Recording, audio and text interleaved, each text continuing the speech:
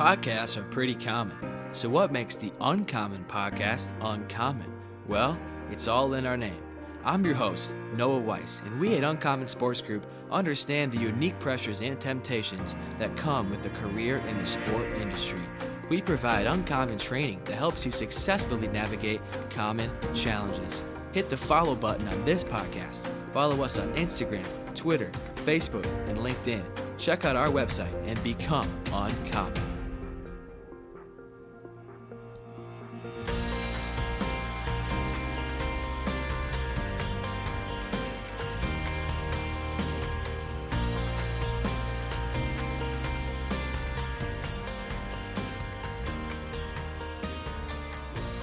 What's up, everybody? Welcome back to the Uncommon Podcast. I'm your host, Noah Weiss, and I'm excited to have one of our closest USG friends, Director of Media at Sports Spectrum and the host of the Sports Spectrum podcast, Jason Romano, on the Uncommon Podcast with me today. Jason, how are you? I'm great. Noah, what's going on, buddy? How are you? Doing well, brother. It's great to see you on the show. And Jason, I'm especially excited today because we're going to talk about something that you've lived personally in your journey through the sport industry, which is using the sport industry and a career in sports as a platform for the gospel. And sports is really, as we both know, a powerful platform for the gospel. But I think what so many miss is why it's that powerful platform. So I love to dive into that today. I'm so excited to really chat about that and unpack that. But Jason, I want to start in really discussing your career journey. It's so unique and so incredible, and you really lived out a dream that many have, which is spending 17 years at the premier sports media organization of ESPN. And just the journey of how you got there is so incredible, and God's hand was really in that. And so I'd love to hear just really a short synopsis of your journey through ESPN and really hearing kind of your testimony becoming a Christian during your time there. Yeah, I grew up as a kid who loved sports, Noah, and that's really all I cared about from the time I was probably 5 that I can remember, and probably before that, but until I was 5, probably when I got saved, if I'm being honest with you, which wasn't until I was 27. So sports was all I cared about. It's all I knew. I played it. I watched it. I played games. I collected baseball cards, collected football cards, fought my brother for the sports page when I was a kid. So sports was everything for me. I had notebooks of stats and that were just fun for me.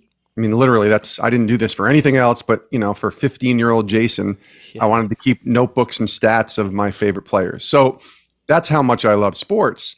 Going into college, coming out of college, I realized I wasn't going to be a professional sports athlete or anything like that. So the next best thing was to talk about sports. And if you could find a job in broadcasting that involved sports, well, that would have been the dream job. Yeah. ESPN was not even on the radar for me. It was so far beyond a dream that I just thought it's not even attainable. Why would I even think about ESPN? So let's think about something that's more attainable. Like working for a local radio station or a local television station and doing sports that way.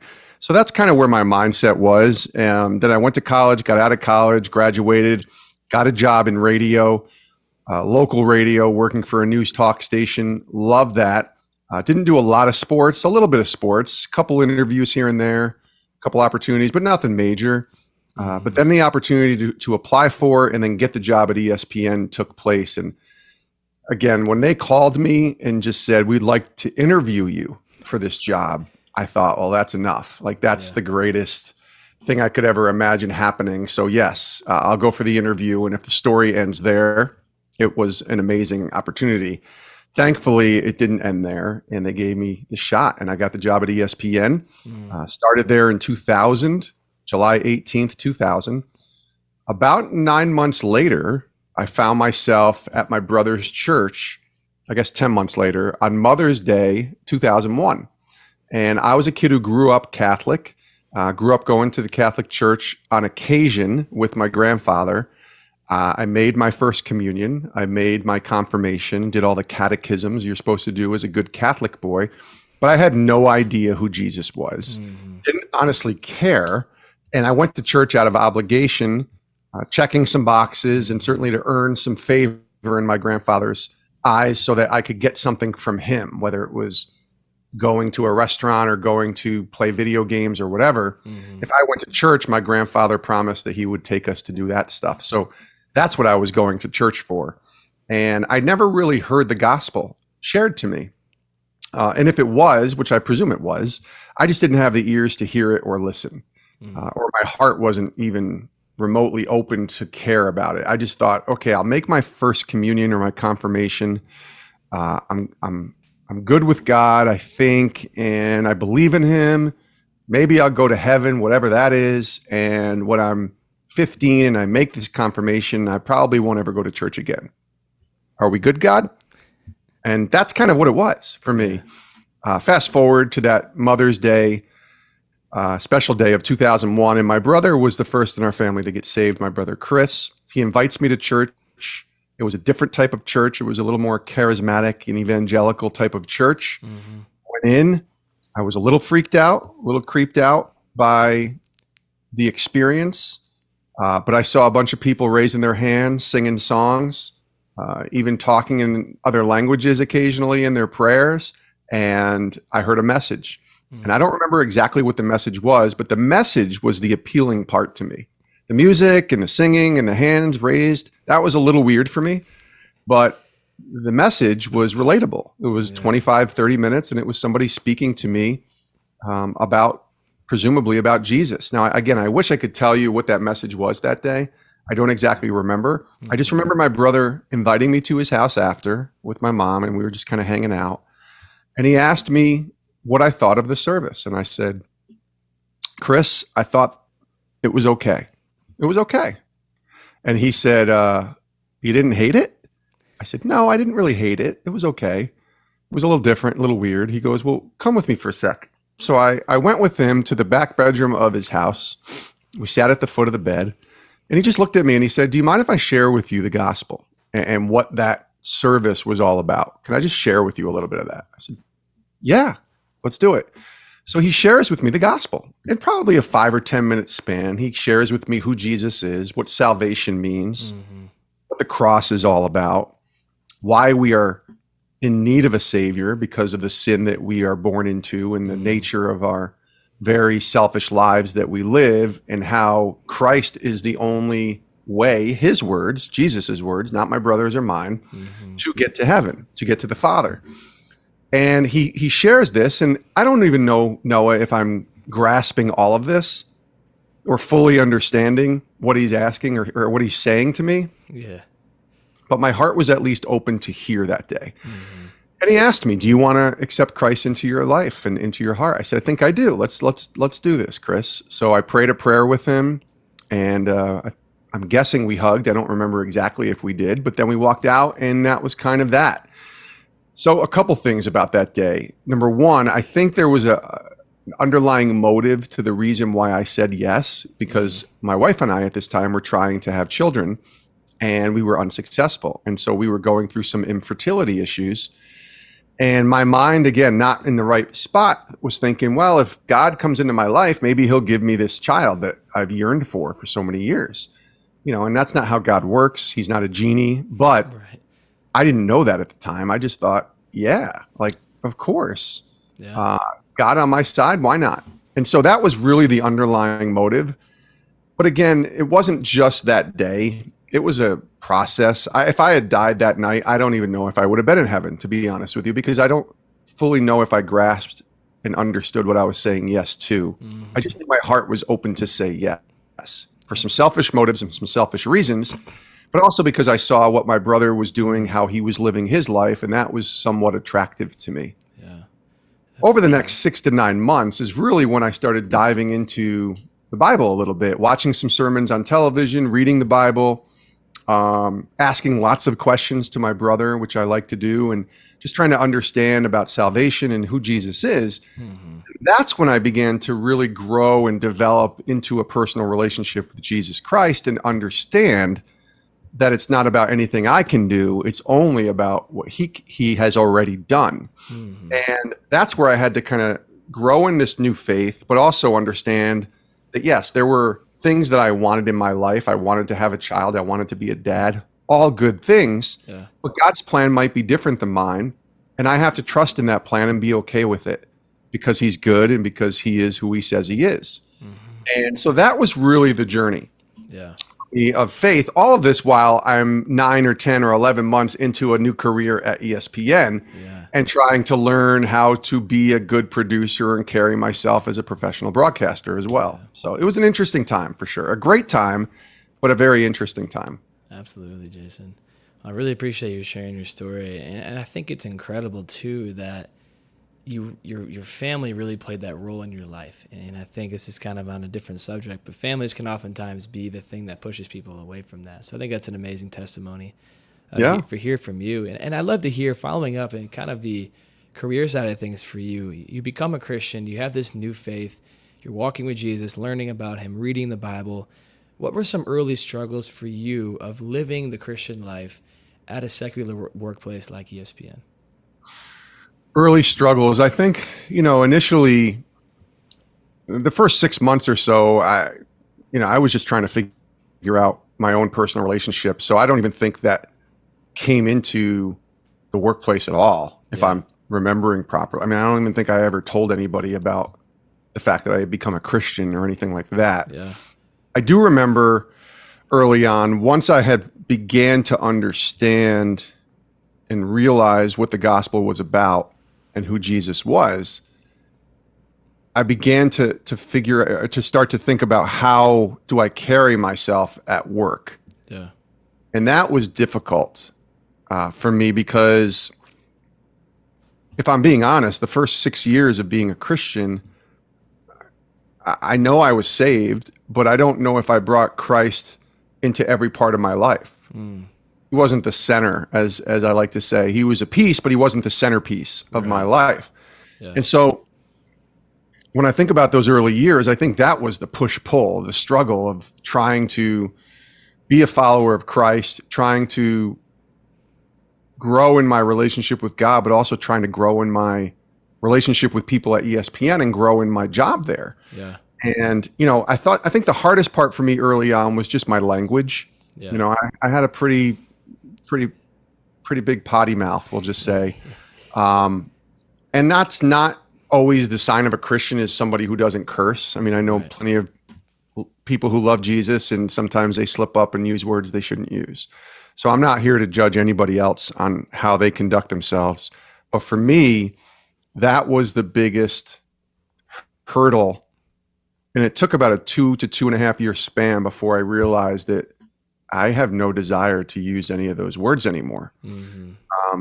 And I realized that I was somewhat of a representative, if you will, of Christ at work. Even if I didn't have him as the centerpiece of my life, I knew that if I'm going to be a representative of who Jason is, Yeah. this new man of faith, then I needed to not just partake in maybe some of the conversations in the way that some of my colleagues were partaking in, with the language, with even the subject matter, if I'm being honest, or the way they might talk about someone or something, or a specific gender or whatever it was. I wouldn't say struggling, but I was realizing that I needed to conduct myself a little differently. Yeah. And where I really saw that sin manifest in me, that sin of just not carrying myself properly, was when I would play basketball. Yeah. So this was also the time I was 28 or 29, and I loved playing basketball. I played in high school. I played a little bit of community college, and then a lot of pickup after. Yeah. A lot of kind of church leagues and other kind of leagues. And around this time in 2001, when I had just become a follower of Christ, I had also joined the YMCA here in Connecticut. And every day at lunch, because I would go into work at 2:00 and we would work the night shift, Yeah. I would go over to the YMCA and play basketball with about 15 to 20 other guys for an hour and a half, 2 hours. And man, we had some good runs. I would play 4 or 5 games. And if we were on the right team, winners to 11, and you just winner stayed on and you Yeah. kept playing. It was so much fun. And we were calling our own fouls. It was pickup. There were no referees, but I had a mouth, and that mouth and the worst words you can imagine came out when I would play basketball. And I didn't like that person because I loved basketball, but I was trying to grow in my faith. Yeah. And so I don't know what changed other than, I guess, the Holy Spirit really convicting me. Yeah. And that was the moment where I was realizing that Hmm. I need to realize that if you're a Christian, how can I be a little bit of a hypocrite here and Yeah. use this potty mouth and then kind of go out into the world and try to tell people about Jesus? That wasn't going to work. So that was, I think, the biggest struggle. And that carried over into the workplace. And somewhere around 2003, maybe even a little bit before my daughter was born in 2004, was when I just kind of stopped cursing. Yeah. And I remember writing a blog many, many years later called Why I Don't Curse Anymore. And it was really focused on my daughter and wanting to use language in front of her that I could use in front of anybody. Hmm. And so I never cursed in front of her. That poor kid had no idea what some of those curse words were until she got to middle school. And she's like, Dad, I've heard these words. I'm like, yeah, those are really bad, Sarah. And Yeah. maybe that's to a fault that we never use those words or explain them to her. But that's kind of how we carried our household. My wife and I made that decision. And but that was a struggle, though, early on. And Absolutely. I'm thankful Sarah really doesn't use those words much either, although it would be easier for her to. My Hmm. daughter, she doesn't use that language as much either. And I know her friends do, some of her friends. So Hmm. we're just trying to live the best life we can for Christ. And, I don't believe that if you curse, you're not a Christian, but I believe God calls us to carry ourselves in a way that's, Hmm. a fragrance aroma, that aroma of Christ, right? And Absolutely. you're just cursing people out and using F-bombs and terrible words to refer to anything. Hmm. First of all, I think it's lazy. It Yeah. makes you sound unintelligent, in my opinion. But I also don't think you're being a great representative for this faith that you claim to have. Hmm. So Yeah, Jason, I really appreciate you sharing. And I think too, the sports culture is so used to using those words. I mean, absolutely, yep, coaches especially, but really anywhere you go, it's just common. It's commonplace. And I think you sharing how the Lord worked in your heart and made those changes. I think one talks about sanctification, that God cares about not just our salvation and the moment of us accepting that, but then the right, life we live after and how we are changed into being more like Christ and living the image of Christ. And I think on top of that, really, and this fits well with the whole topic of today, is the witness that we live and the impact that it has on people around us. I mean, it matters so much, right? There's so many people in our workplaces, in our families, in our friend groups that will never pick up a Bible in their entire lives. And so, how do they know who Christ is? How do they know the person of Jesus? It's because of the way we live. And we're not going to be perfect, but it matters the way we speak, the way we treat others, the way we yeah. act, the way we uh, represent just the faith as a whole. Well, Noah, that manifested in a weird way many years later. In my last year at ESPN, Yeah. I was working on Mike and Mike in the morning, and I remember there was a day when my favorite football team, the Cowboys, was playing, and I think something happened with Dak Prescott. This was his rookie year, and I wrote an email. We were talking about topics for the show the next day, and I wrote an email to Mike and Mike and to some of the producers, and I just was like, I think the topic was, should Tony Romo be playing now that Dak lost a game? And I said something like, I can't believe Tony Romo is even being talked about. Dak Prescott just won 11 games in a row. Why in the world are we talking about bringing Tony Romo in right now? It's one game. Everybody needs to chill out. And this is just stupid. This is crap. I think I used the word crap. So I sent this email out to those guys, and Mike Greenberg, read it on the air the next morning, like right at the top of the show. But here's what they said. And on air, they said this. They said something like, this is the closest that you'll ever hear Romano curse. And it was just being silly, right? Just being Right. funny. And I laughed, of course. And a lot of the guys around laughed. But I didn't realize this until later. This was something they saw in me. Yeah. They saw that just who I was. I didn't walk around and tell them I was a Christian, or walk around and tell them, hey guys, I don't curse, so could you keep your language down? I got my Bible here. And Right. I was there to do my job as a producer and do the best job I could, but I wanted to carry myself in a way that maybe it was different. And maybe I was a little bit of an outsider, or a little awkward, or a little weird to them because I didn't curse, or maybe I didn't partake in, whatever else that might be a bad representative for Christ. But then Greeny calls that out on the air It's awesome. and said, that's the closest that Romano will come to curse. And I laughed, and it was funny in the moment, but I went home and I'm like, that's like the greatest badge of honor I could ever wear. Not that I don't curse or I'm anything perfect, but that they saw something in me without me putting it out there that Hmm. was different. And so you just never know who's watching. And I think that's a great reminder for all of us as ambassadors for Jesus that people are watching, and the impact that you will have on them, you just never know. And I'm not saying that led Mike and Mike to go and become Christians, Right. but they at least saw in me something different Yeah. without me forcing that or being, intrusive into them or being, proselytizing to them each and every day. I was just trying to do the best job I could in my job. Yeah. And if they saw that I was living out my faith that way, well, then great. Yeah. I didn't want them to not see that, Yeah. but I wasn't forcing that either. Absolutely. So And Jason, I think I love your last point there of you're not intruding on their jobs, on their lives. You're doing your best work at a premier organization. But at the same time, you're also sharing Christ through your actions, which I think is really what a lot of this Christian life is about, right? And it's important to use our words, right? Think about Romans 10:15 when Paul talks about the importance of the messenger who brings the message and how can they hear if nobody brings the message. But at the same time, there are moments, especially in the world of sports, where we may not have that opportunity to necessarily share the gospel with everybody in the organization. What we can do is live lives that are different from what many are used to seeing, especially in the world of sports. So I really think that's an insightful view of this platform of the gospel being shared in sports. And I think that's just really what God calls us to do, is live that life that reflects him, to be his hands and feet. we are ambassadors for Christ. I think it's 2 Corinthians 5 says that. And that's what I kind of see now in my late 40s as opposed to being in my late 20s, is that everywhere we go, we're going to fall, we're going to make mistakes, and we're going to mess up. But if we continuously ask God to work through us as ambassadors for him, that'll be a reflection. And that's what we're supposed to be. We're supposed to be, image bearers and reflectors, glory reflectors, I've heard people say Christ is. And so that's part of that is how you conduct yourself with others. So. Absolutely, Jason. Yeah, man. And Jason, a really cool part of your story at ESPN is really an awesome interaction you had with Tony Dungy. And I'd love to hear that story. And then if you don't mind, just talking about how that interaction changed your attitude towards your career. Yeah, at that point, I was probably 10 years into my journey at ESPN, 2010. I'd been there, from July of 2000, and this was July of 2010. So it was just about 10 years later. And Coach Dungy was coming to ESPN to promote his new book, The Mentor Leader.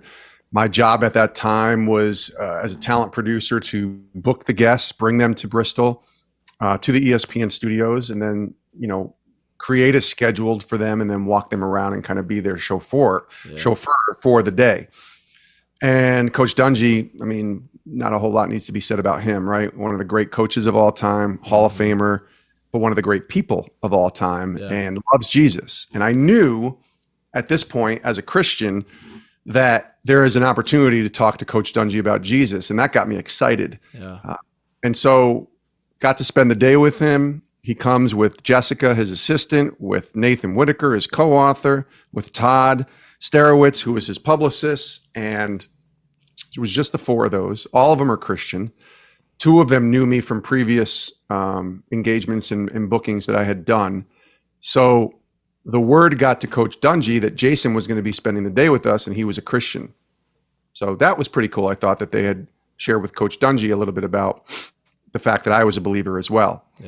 We get Coach Dungy through the first interview, which was Mike and Mike, and then we find ourselves in the green room waiting for the next interview, probably Sports Center or something. So we had like 15 minutes to just hang out for a minute, get him a drink of water, and wait for the next interview. And while we're sitting down there, Coach Dungy looks at me and he just asks me a question that I had never been asked before. And I tell people this question changed my life. He said, Jason, how do you live your faith? I found out you're a Christian. So how do you live your faith out here at ESPN? And I didn't know how to answer that, Noah. I thought, how do I live my faith out? I'm a Christian. I go to church on Sundays. I'm in a Bible study on Tuesdays, and I'm a producer at ESPN. I'm also a husband and a dad. What does that even mean to live out your faith? So my response, sadly, was, I don't even know if I can do that, Coach. And I just kind of put my head down And I said, I think the only way that I can do this is if I go work for like a ministry or a church or something, like Fellowship of Christian Athletes, or, like a USG or a Sports Spectrum or something. I can't really do this if I work at ESPN, can I? I don't think you can do that. And I could sense Coach Dungy was just disappointed and kind of put his head down and then kind of shook it a little bit. And he was about to respond. And before he could, Jessica walks in front of him, his assistant, and looks at me and says, Jason, don't you get what Coach Dungy's trying to ask you here? Look at where you work. You work at this unbelievable campus with 4,000 people here every single day. This is the place. Don't you get it? And I said, not really. I don't get what you're saying. And she said, maybe someday you'll work for the Fellowship of Christian Athletes or another sports ministry. But right now you work at ESPN. And God has placed you here on purpose for a purpose. And until he calls you away someday, this is your opportunity to bloom where you're planted, right here. Bloom where you're planted has stuck with me for 13 years now. I just will never forget those words. And it really made a difference, because what she was saying was, look at the mission field that I had at ESPN. And yeah, I can't walk around every day with a Bible in my hand and a cross on my shirt and screaming the gospel to people, but I could go every day and look at people with a purpose, to serve them, to love them, to care for them, and to be the best ambassador, again, there's that word, that I could be for Jesus. Yeah. And so it was like a light bulb just clicked on and shone bright over my head. And I started to get what Coach Dungy was asking and what Jessica was saying. Yeah. It was weird because about a year after that is really where this manifested. But over the next year, what I started to realize, Noah, was that after Coach Dungy asked me this question, I went from being an ESPN producer who happened to be a Christian to a follower of Christ who happened to be an ESPN producer and everything else. And so my identity for many years, even those 10 years at ESPN, was wrapped up in my job. There is just no doubt that if you had asked me about who Jason Romano was for so many years, I would have just told you I was an ESPN producer who happened to be a whatever. And if Christian was in there, great. Yeah. So I had an identity crisis. I had it backwards a little bit. But when Coach asks you a question like that, it really makes you start to think about, how do you live your faith out? Not just in the workplace, but wherever you go. Yeah. And as a follower of Christ, that's what he's called us to do. We are ambassadors everywhere we go. Yeah. And so if I'm going to have Christ again at the center of my life, it means that when I go to ESPN, I'm a Christian. And when I go to the gas station to pump gas, I'm a Christian. And when I go to my brother's church, or when I go to the gas or to the grocery store or to my daughter's volleyball game, I'm a Christian. Remember that. And so what I did was, I think what that gave me was a more of a purpose on understanding that I was a Christian first and everything else was second, including my job. Yeah. And that allowed me, I think, to go into work with a little bit more of a reason than just to earn a paycheck. Yeah. And don't get me wrong, like, I appreciated getting paid. I loved the job of watching sports and being paid for it. I love what we got to do. I love the perks that came with the job. I love the opportunities that I had. But the older I got and the more seasoned and experienced I got at my job, but also as a follower of Christ, the more I realized that if I'm chasing after all of these earthly things, like a better paycheck or notoriety or, community with people who are famous or whatever, to hobnob with certain people, that those were all fleeting things. They're all great in its moment, but they're all fleeting. The only thing that's eternal is the gospel. Absolutely. And so really around 2014 or so is when that purpose started to change. And I started to realize that ESPN could be a great place to begin to at least represent Christ properly. And hopefully that would lead to opportunities to talk about him to others. Jason, I think it's so incredible, because I think the fear among many is that once you put Christ first above your job in sports, you become a failure. You become unsuccessful, or you become somebody that can't climb the ladder and still find success in the industry. And that's just not the truth. And even if you didn't get there, the reality is living for the purposes of Christ matter far more. But I think what we preach at USG and what I think you represent so well is that a career in sports and being a committed follower and a surrendered follower of Christ are not mutually exclusive. They can be together. They can be connected. And you can truly be that ambassador. I always say, people always picture ministry as working in a church, like you said, working for a ministry like FCA or USG, or going overseas and being a missionary there. A missionary. But Yeah. we're all missionaries. Well, we're all Right. missionaries, whether it be towards your family or whether it be towards your friends, or towards your workplace, towards your coworkers, and your career in sports. It doesn't matter. And so I think just reframing that mindset, kind of as Coach Dungy really did for you, of really answering that question for yourself of how can I use the place where God has put me, whether that be working for a ministry or working in sports, and really using that for the glory of God and be a witness for him. So, well, what's interesting, Noah, too, and I'm not going to end up ever proclaim that, sort of when you do that, you're going to get what you want. right. But the corporate ladder thing that I was striving for a few years, things started happening after I changed my mindset and my identity really started to be focused on Christ. Yeah. And suddenly I was getting opportunities to be promoted, to be a senior manager, to be a producer at Mike and Mike, and to have these crazy opportunities happen to me. That all started happening after that Coach Dungy day, ultimately leading to me leaving, which has been the greatest promotion, if you could ever say that. Yeah. What was coming after ESPN. So it's weird. I don't want to say it's weird. I mean, I'm not shocked at anything God can do. Right.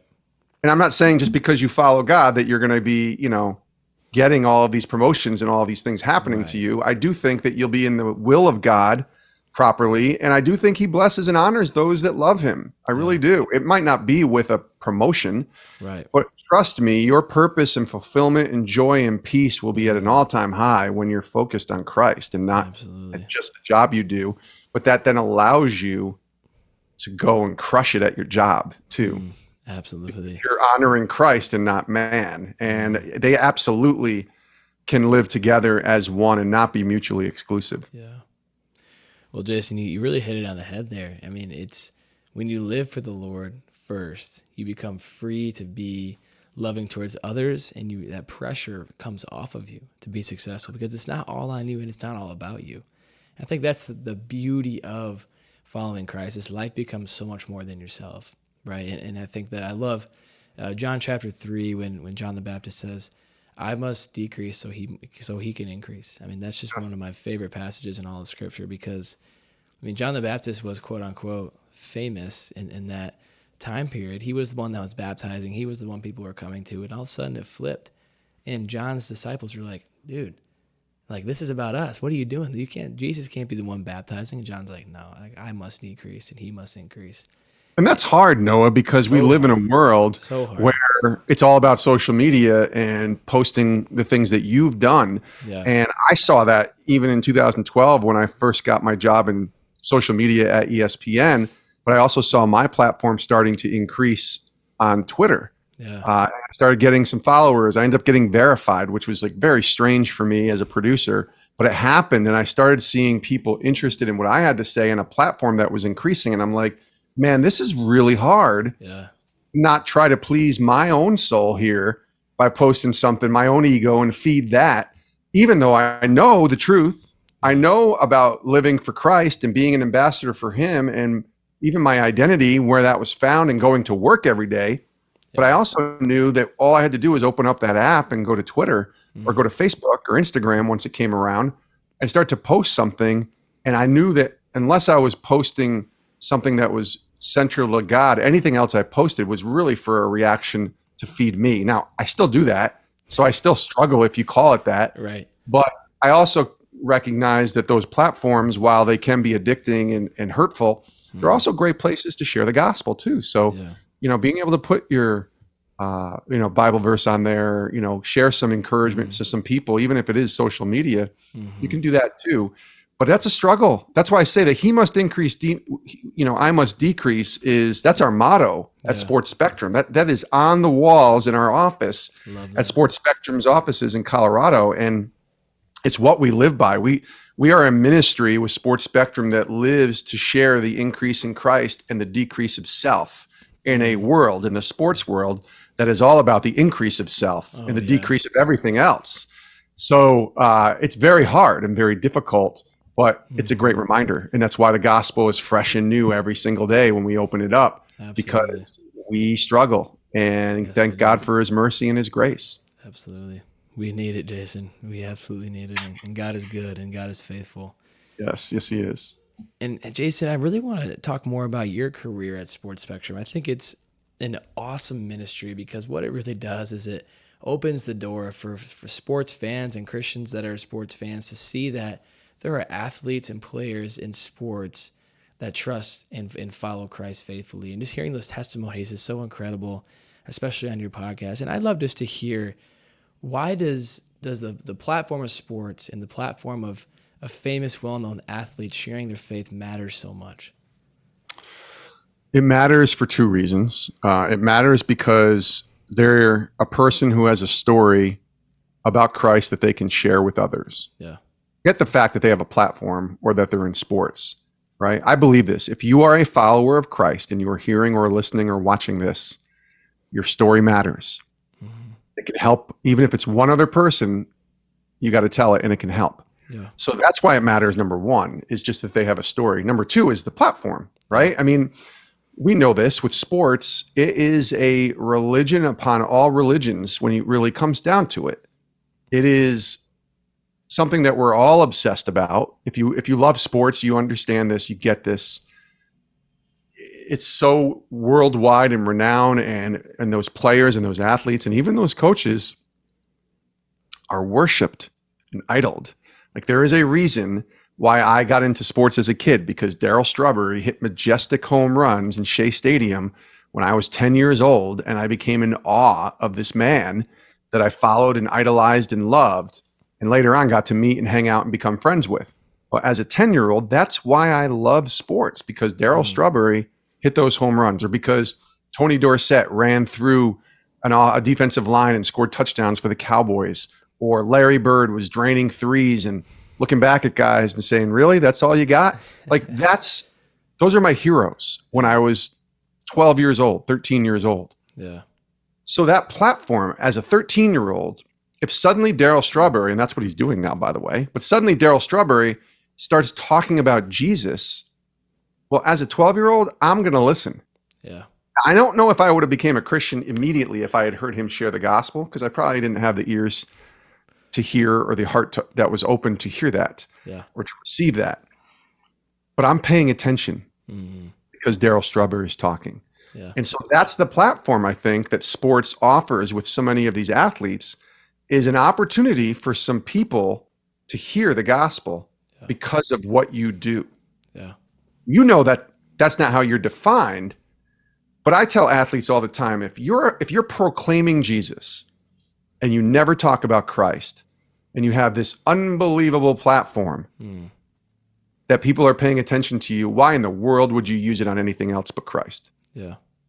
Why would you use it on anything else? I get it. You want to promote yourself or your game or lift up your teammates. Awesome stuff. Yeah. You want to put something that's sponsored because you might make some money off it, or it helps grow your brand. Great. I get it. But if you're never posting about Christ and you're a Christian, you're missing it. Yeah. And that's why I love Sports Spectrum, because we want to pull that out of an athlete and say, listen, we love that you're a linebacker, Demario Davis, on the New Orleans Saints. We love that you're an all-pro, but we know that that's not how you are defined. So help us understand about who Christ is in your life. Yeah. Why, as his shirt says, why God is dope, which I think is a funny shirt, by the way. But it really means what he truly lives, which is God is amazing and awesome and is the center of his life.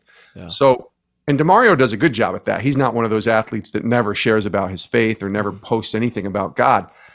But why wouldn't you? Right. And why can't we be a platform to highlight those stories? Not for Sports Spectrum to increase, although I hope a lot of people read our stuff and listen to our podcast. Yeah. But the only reason that I hope that, Noah, is so that others can hear the gospel, these people's stories. It's the only reason. Yeah. Now, do I ever struggle with numbers and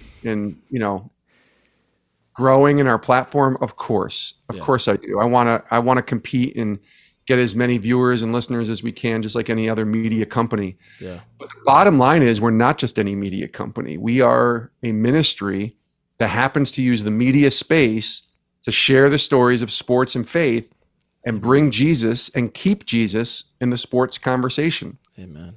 Why wouldn't sports be an amazing platform to do that? Yeah. Not every athlete maybe sees that or hears that, or maybe the people in their life aren't telling them that. Mm. Every time I talk to an athlete who loves the Lord or a coach or a broadcaster, I tell them, please keep sharing your story because it can really help a lot of people. Mm. And hopefully they realize that. Absolutely, Jason. Well, and it's so true. It's so true that athletes and coaches have a huge platform. I mean, there's even accounts on Instagram that post what athletes wear, clothes that they wear. I think it's called League Fits.